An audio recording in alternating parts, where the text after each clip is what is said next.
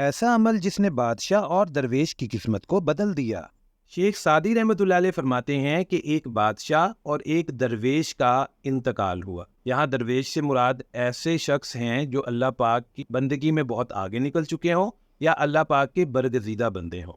انتقال کے بعد ایک شخص نے خواب میں دیکھا کہ بادشاہ جنت میں ہے اور درویش دوزخ میں۔ جب اس کی آنکھ کھلی تو وہ اس خواب کو لے کر کسی اللہ والے کے پاس گیا اور اس سے تعبیر معلوم کی۔ تعبیر کرنے والے نے بتایا کہ بادشاہ تھا تو بادشاہ، لیکن وہ درویش کی طرف حسرت کی نگاہوں سے دیکھتا تھا، تو یعنی کہ اچھا سمجھتا تھا کہ کاش میں بھی ایسا ہوتا، یہ کتنے اچھے لوگ ہیں۔ اس خواہش کی وجہ سے اسے اللہ پاک نے جنت عطا کر دی۔ جبکہ درویش تھا تو درویش، اللہ والا ہونے کے باوجود وہ بادشاہ کی طرف اور بادشاہی کی طرف حسرت کی نگاہوں سے دیکھتا تھا۔ حسرت کی نگاہوں سے معلوم یہ ہوتا ہے کہ اس کی خواہشات کا محور یہی تھا کہ میں بھی اسی طرح کے کام کروں یا ایسا بنوں، تو اس کو اس کی خواہشات کی وجہ سے اللہ پاک نے دوزخ میں داخل کر دی۔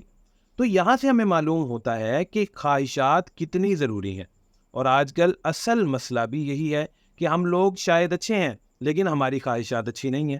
اگر ہمارے اپنے مفاد کی وجہ سے کسی کو نقصان ہو رہا ہوتا ہے تو ہم اسے کبھی سوچتے ہی نہیں، ہم تو صرف اپنا فائدہ سوچتے ہیں، اور اس کی وجہ بھی خواہش ہے کہ ہم شاید اچھا ہونا چاہتے ہیں لیکن ہماری خواہشات ہمیں اچھا ہونے نہیں دیتی، اور جہاں داؤ لگتا ہے وہاں ہم الٹا کام کر لیتے ہیں، یعنی گناہ کا کام کر لیتے ہیں۔